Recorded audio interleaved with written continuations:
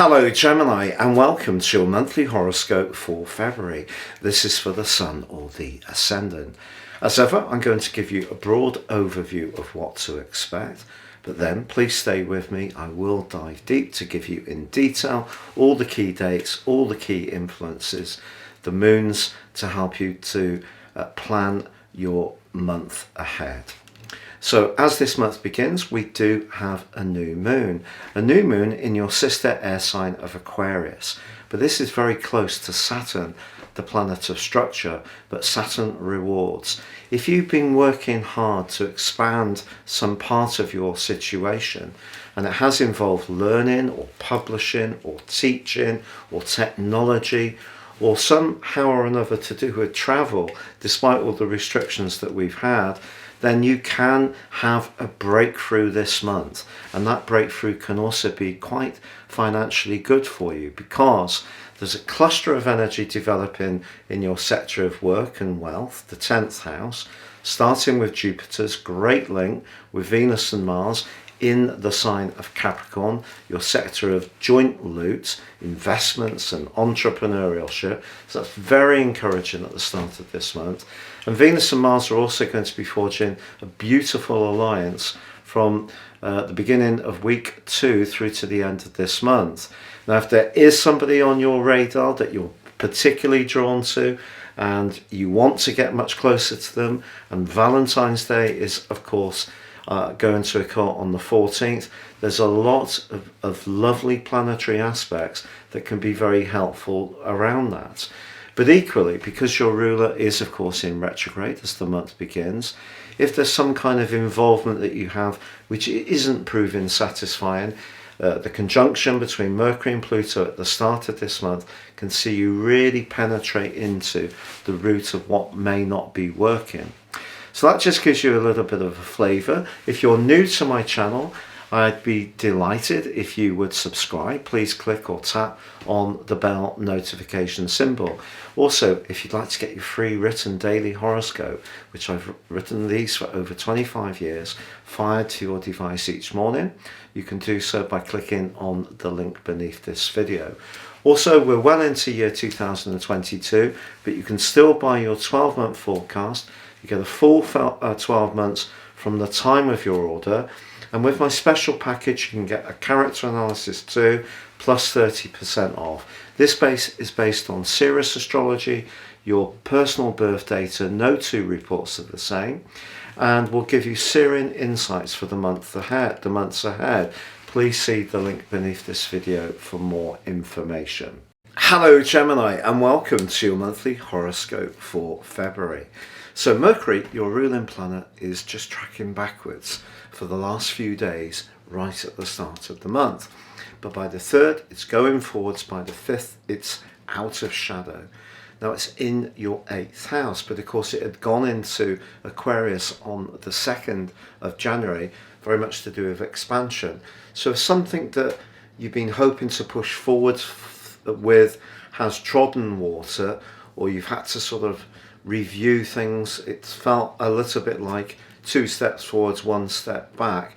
By the middle of this month, I think it will all start to go back, perhaps in a slightly adapted way, but it will go back to a more progressive mode for you. And it may be something to do with raising money or assets, or combining with someone in some kind of way in order to achieve some wider goal for yourself. Now, Jupiter, the planet of growth, is high in your chart now, in the part of your situation to do with success. And that's linking very helpfully to both Venus and Mars at the very start of this month. And of course, Venus and Mars then go on to forge that glorious alliance right through to the end of the month on the 6th. So Valentine's Day offers an opportunity for a very spicy encounter if you're lucky enough to have someone on your cosmic radar, or perhaps in an existing relationship. This can be a point when you can really get together in a much more intimate way. Maybe it's about pushing away some of those other distractions and creating the space for the relationship to have those special moments. Now, the new moon, which occurs on the 1st, is in your sister air sign of Aquarius, but it is very close to Saturn. Saturn in this situation can reward you. So that project that you've had, that hope for an expansion of some kind, may require some more effort, but if you're prepared to put the effort in, Saturn can, by the end of this month, see you really getting some tangible rewards, because the Sun moves on the 18th into your sector of success, joining up with Jupiter and Neptune by sign. So that's showing you the direction of travel. So there's a lot to go for this month. And also, because Venus and Mars and initially Mercury and of course Pluto are all gathered in that part of your horoscope to do with finance, which may be something that has been of concern to you over the last year or so, that can be something that can improve by the time the Sun transits on the 18th into the sign of Pisces, and maybe it is going to be some higher prominence, a new role, a new job, greater recognition for your talents that can start to develop for you in the second half of this month.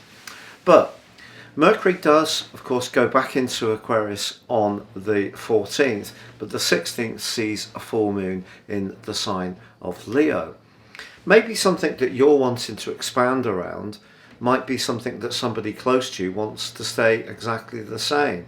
And because this full moon also forges a quincunx with Pluto, your ideas may not necessarily agree or appeal to everyone you encounter. Just be aware that Pluto can be a very secretive energy in some ways. Maybe someone appears to be very encouraging and supportive, but perhaps they have their own agenda in some kind of way. Now, the last phase of this month sees Venus repeat its beautiful link to Neptune, which saw us into this new year for the first 12 days. And again, it could be an opportunity to raise your profile, to do better in terms of your work, and maybe a relationship's going to be important to this. Maybe someone that you're working with has very intuitive skills. Perhaps it is somebody who's very good at presentation in some way, or cultivation, public relations, that kind of thing could be very useful to you. It is true that your ruler Mercury does get into a bit of a clattering relationship with Uranus towards the end of this month, and Uranus does retain its location in the 12th house. So to make sure that you're really achieving all of this potential, get into bed early, making sure you're eating nutritiously, not stressing yourself out about things that you can't affect, will all be important to keep you in tip-top condition to see some golden prizes which are developing for you this month.